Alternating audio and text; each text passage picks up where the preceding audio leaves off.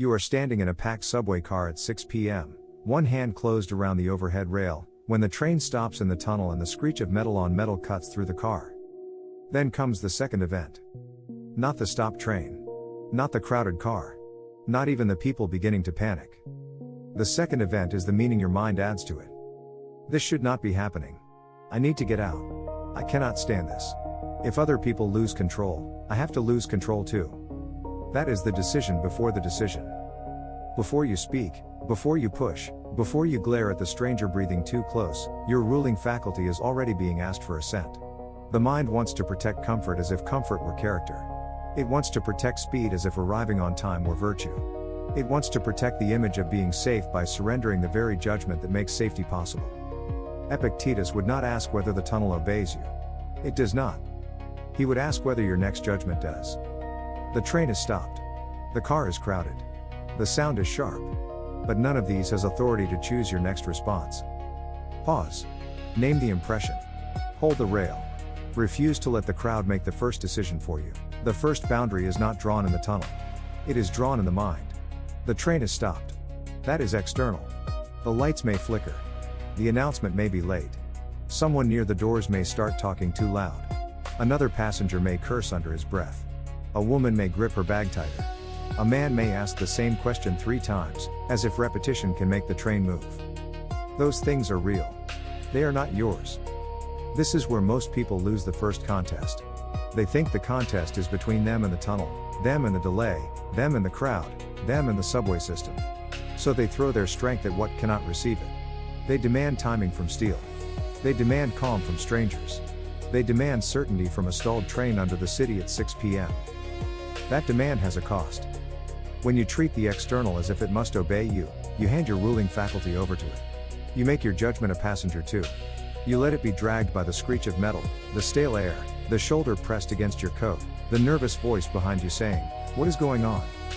Epictetus would cut the matter cleanly. What is yours? Your judgment. Your assent. Your intention. Your attention. Your next response. What is not yours? The timing of the train. The behavior of the crowd. The skill of the operator. The condition of the tracks. The mood of the person beside you.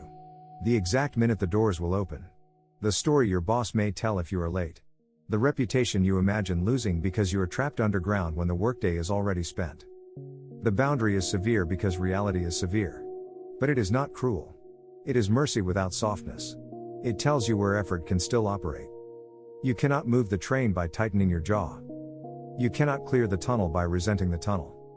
You cannot make frightened people rational by becoming frightened with them. But you can notice the impression before you obey it. You can feel the pressure of the overhead rail in your hand and let that contact return you to the only place where command is still possible. Not command over the car. Not command over the city. Command over the judgment forming inside you. The event says, the train is stuck. The impression says, this is urgent, personal, threatening. The false judgment says, because this feels like a claustrophobic breakdown, this situation now has authority over my response. That judgment is the danger Epictetus cares about. Not because the tunnel is pleasant. It is not. Not because the crowd is irrelevant. It is not. But because the first damage to character happens when the mind assigns sovereignty to what has none. A stopped train is a condition. A crowded car is a condition. A sharp metallic screech is a condition. Other people panicking is a condition. None of these is a command. The difference matters. A condition must be met. A command must be obeyed. If you confuse the two, you will obey everything that presses on you. Noise will become law. Discomfort will become law. The crowd's fear will become law. Your own first impression will become law before it has been examined. Then your next act will not be chosen. It will be borrowed. Borrowed from the anxious man by the door. Borrowed from the person filming with one hand and breathing fast. Borrowed from the old impatience you carried from the office, from the inbox, from the meeting that ran late, from the bill waiting at home, from the reputation you think must be protected by constant control. But the subway car is exposing a priority error. You thought the main thing was getting out quickly. You thought the main thing was not looking afraid. You thought the main thing was forcing the moment to become comfortable again. Those are not the main thing. The main thing is whether you will surrender judgment because the external has become unpleasant. That is the boundary. To see it clearly, you do not need a speech. You need a division. This belongs to me, I can stand without adding panic to panic. This does not belong to me, when the train starts moving. This belongs to me, I can lower my voice if I speak. This does not belong to me, whether others lower theirs. This belongs to me, I can refuse the thought that discomfort is disgrace. This does not belong to me, whether the tunnel becomes comfortable. This belongs to me, I can choose the next governable action. This does not belong to me, whether reality obeys my preference. The overhead rail becomes more than metal here. It is a test of attention. Your hand is on something fixed inside a situation that feels unfixed. That does not mean the rail saves you from the delay. It means it reminds you where to look. Not outward first. Inward first. Because if the boundary is not drawn inward, the outer world will draw it for you. The crowd will decide your tone. The noise will decide your posture. The delay will decide your character. The tunnel will become your master without ever asking permission. The Stoic boundary does not say, do nothing. It says, do not confuse action with agitation. If there is a practical action, take it. Listen for announcements. Make room where you can. Help someone steady themselves if they are near you and it is within your reach. Send a message later when service returns.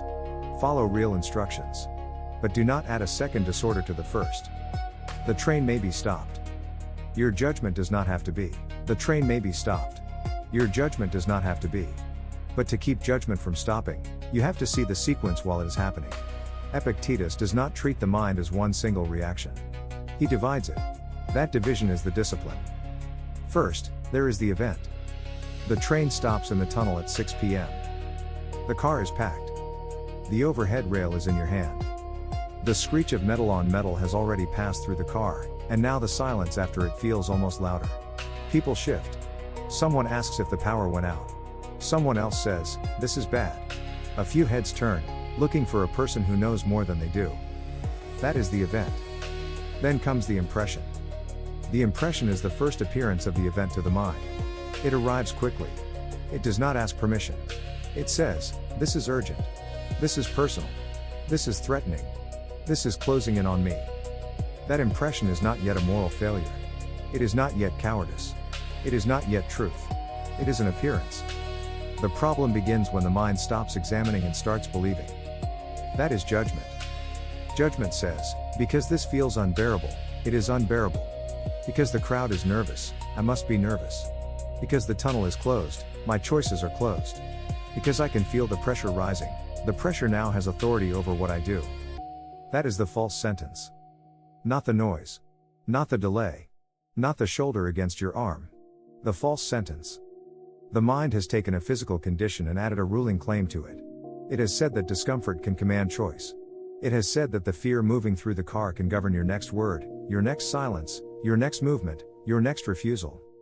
Now comes assent. Assent is the inner yes. It may happen before language. It may happen as a tightening in the face, a sharp look toward the doors, a sudden need to push for more space, a thought that says, I cannot take this, and then behaves as if that thought were law. Assent is not the impression appearing. Assent is agreeing that the impression deserves obedience. That is why the decision before the decision matters. Before you act outwardly, you have already answered inwardly. You have either said yes to the first appearance, or you have paused long enough to test it. The chain is simple.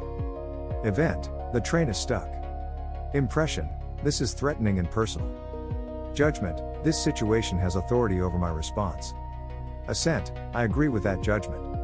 Action, I speak, move, stare, push, or panic under the rule of something I never examined. This is how a crowd grows inside one person before it spreads through the car. One passenger says, they better get us out of here. Another says, I knew this would happen. A third starts breathing fast and looking for someone to blame. But the real contagion is not sound. It is assent without inspection. You do not have to despise the crowd to refuse the contagion. You only have to stop borrowing their judgment. A stranger's fear is not your command. The city's delay is not your command. The screech of metal is not your command.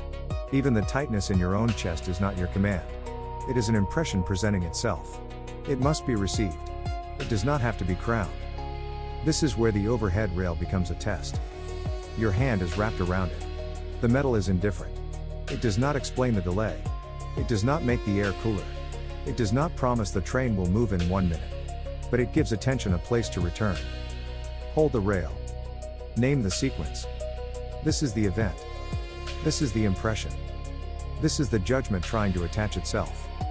This is the place where I either give assent or refuse it. The rail does not govern the tunnel. It helps you govern attention. And attention is one of the first gates of assent. If your attention goes only to the noise, the crowd, the locked doors, and the imagined consequences, then the false judgment grows stronger. It collects evidence from everything outside your control. It says, see, you are trapped, see, they are panicking, see, no one knows, see, you are losing control.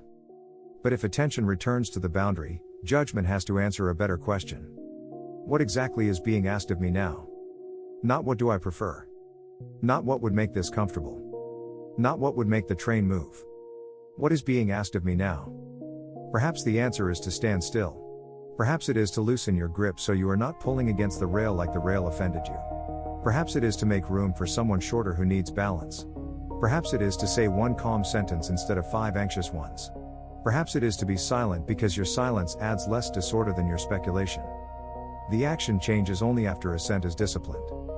If you assent to panic, even helpful action becomes contaminated. You may claim you are asking questions, but you are spreading fear.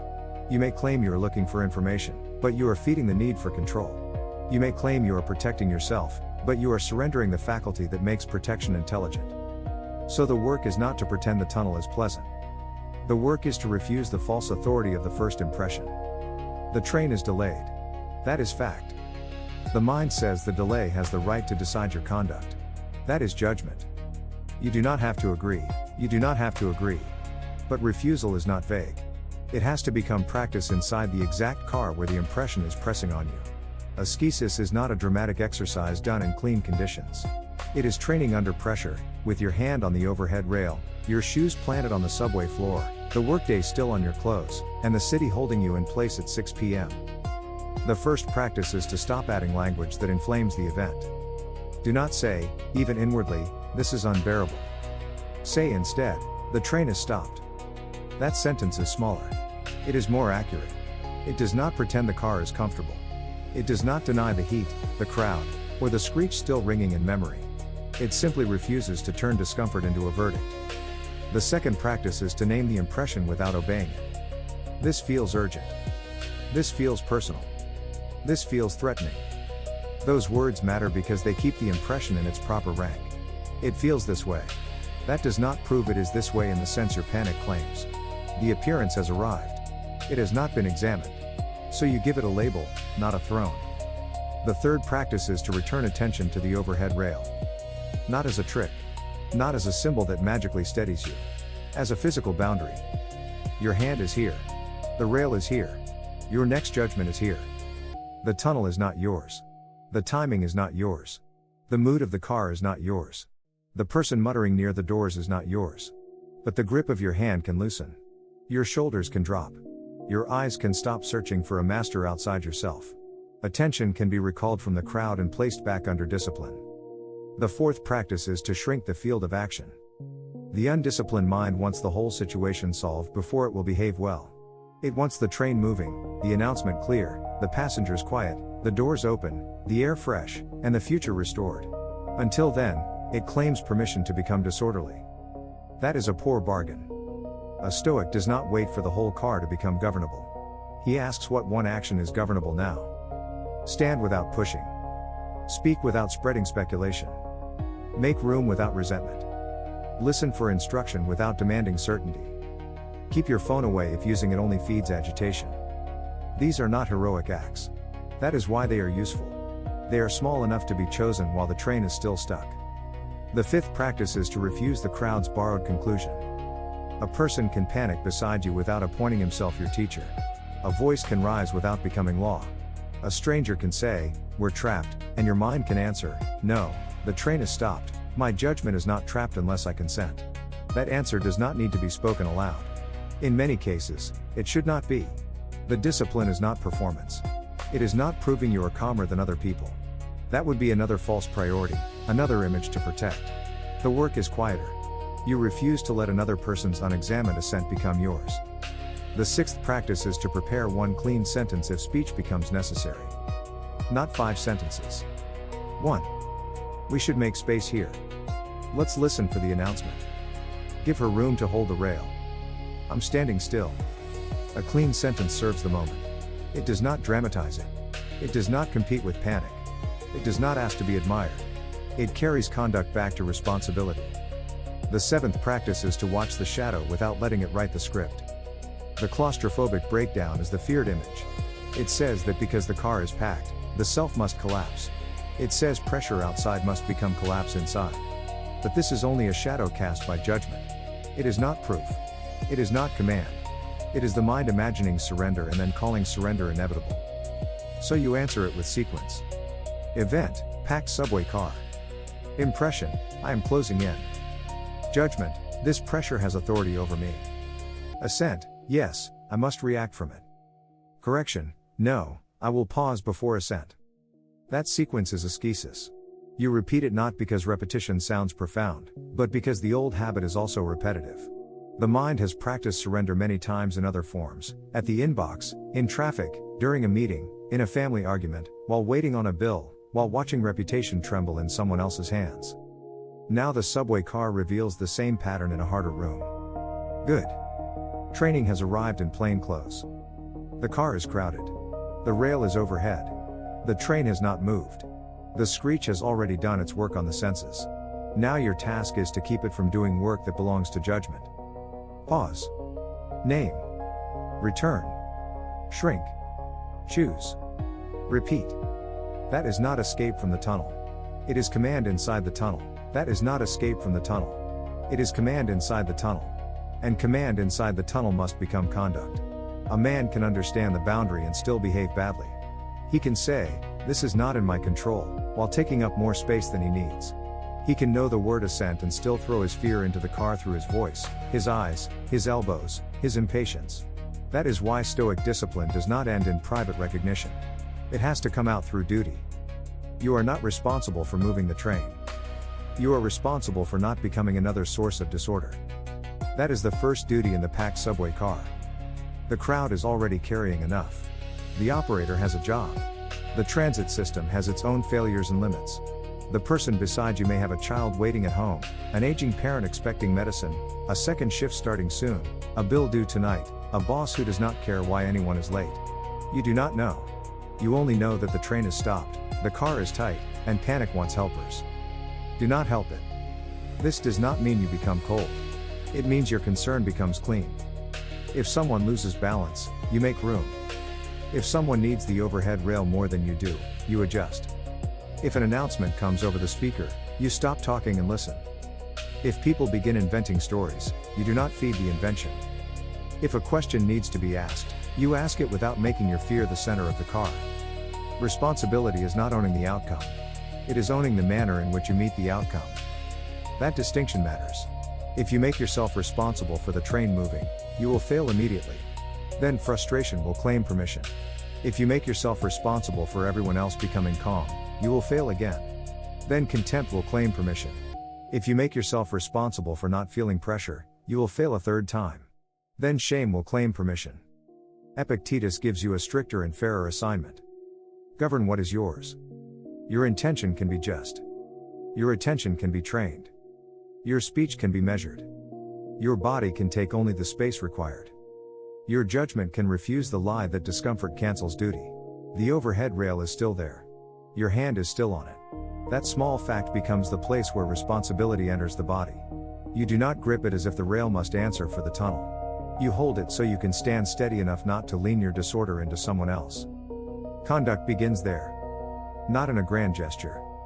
In the next inch. Move your bag closer to your body. Shift your shoulder without resentment. Keep your voice low. Do not stare at the doors as if hatred can open them. Do not make a stranger carry the weight of your unexamined judgment. That is duty under social chaos. The false judgment says, because this situation feels like a claustrophobic breakdown, it has authority over my response. Conduct answers, no, it is a condition, not a master. The false judgment says, if other people are panicking, I am justified in adding my own. Conduct answers, no, Another person's assent does not excuse mine. The false judgment says, if I cannot control the train, then nothing is required of me except reaction. Conduct answers, no, when externals are blocked, character is still open. This is the consequence you must see clearly. If you continue to believe the false judgment, your actions will become servants of the tunnel. Your speech will become noise. Your movement will become pressure. Your attention will become contagion. You will call it natural. You will call it unavoidable. But it will still be assent. And assent is yours. That is why responsibility remains even when control is limited. Especially then. When life is easy, almost anyone can appear orderly. When the train is moving, when the calendar is clean, when the meeting ends on time, when the family table is peaceful, when the inbox is quiet, the boundary is less visible. But at 6 p.m., underground, in a packed car, with metal still ringing in the mind and people beginning to panic, the boundary becomes plain. You either add judgment to the event, or you examine judgment before it becomes action. You either borrow the crowd's fear, or you return to your own post. Your post is not glamorous. It is not to save the train. It is to be a human being who does not abandon reason because conditions are tight. It is to act fairly when no one is applauding fairness. It is to remain useful when usefulness is small. It is to keep your ruling faculty from becoming one more trapped thing in the car. The train may not move yet. Duty still can. The train may not move yet. Duty still can. And freedom can move before the doors do. Not the kind of freedom that changes the tunnel, clears the track, quiets every passenger, or gives you clean air on command. That freedom is not being offered. The subway car has already made that plain. The freedom being offered is stricter. It is the freedom to refuse a false master. The screech of metal on metal does not own your assent. The packed car does not own your judgment. The stranger's panic does not own your mouth. The delay does not own your character. The shadow of claustrophobic breakdown can appear before the mind, but appearance is not authority. This is the last decision before the next decision. Will you treat discomfort as ruler, or as condition? Will you protect comfort, image, and speed above reason? Or will you protect the one faculty that can still act rightly while all externals remain unresolved? Your hand returns to the overhead rail. Not to escape. To remember. This is where attention stands. This is where judgment is examined. This is where assent is refused or given. The train may start moving in 1 minute. It may not. The announcement may be clear. It may not. The crowd may settle. It may not. But you can stand without adding fear to fear. You can speak without serving panic. You can wait without surrendering command. That is freedom underground. Return to what is yours to govern.